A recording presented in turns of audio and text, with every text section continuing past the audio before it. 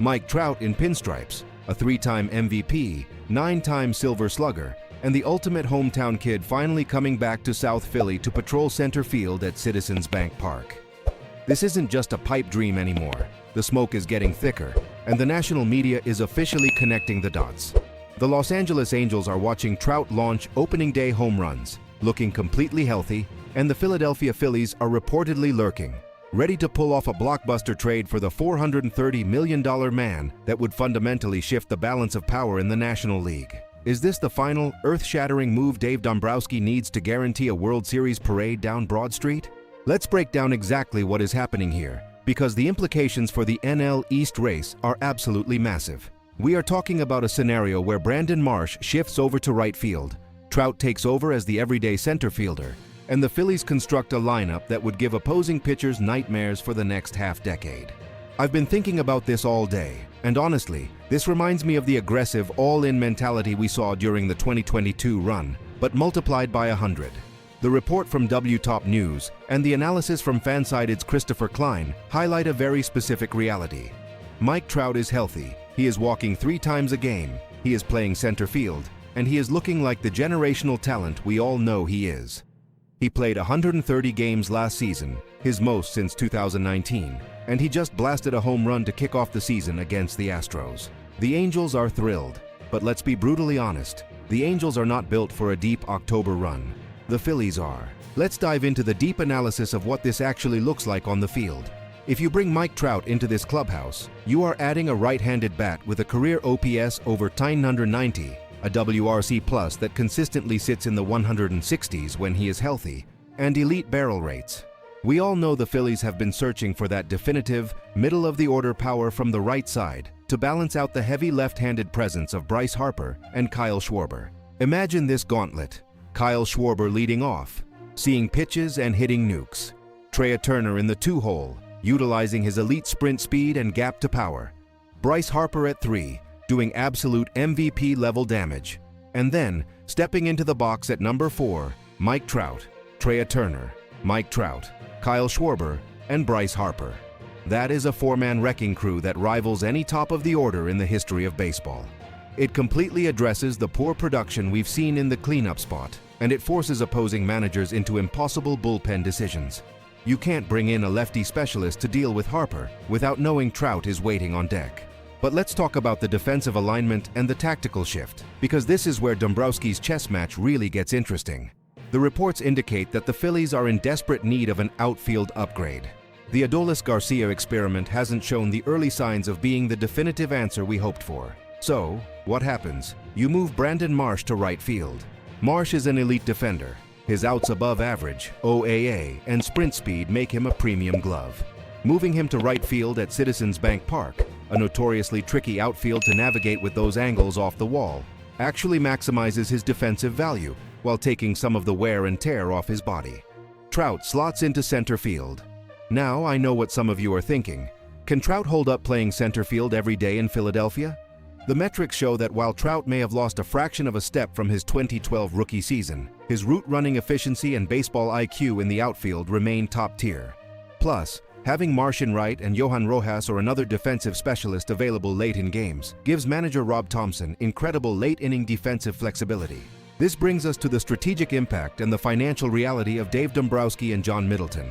Trout is in the midst of a 12-year, $430 million contract. That is a staggering amount of money, and acquiring him would push the Phillies' payroll into the absolute stratosphere, blowing past luxury tax thresholds. But if there is one thing we know about John Middleton, it's that he wants his damn trophy back. He has proven time and time again that he is willing to write the checks if it means bringing a championship to Philadelphia. Dombrowski is a master at navigating these blockbuster deals. To get Trout, the Phillies would likely have to part with top-tier prospect capital. Think names like Andrew Painter, Mick Abel, or Justin Crawford.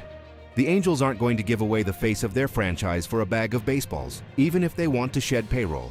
But Dombrowski operates in the win-now window. Harper is in his prime. Turner is in his prime. Zack Wheeler and Aaron Nola are anchoring the starting rotation right now. The bullpen, led by guys like Jose Alvarado, is built for high-leverage October baseball. The window is wide open, but it won't stay open forever. Trading for Trout is the ultimate chips pushed to the center of the table move. Let's tap into the voice of the fans because Philly fans know exactly what I'm talking about.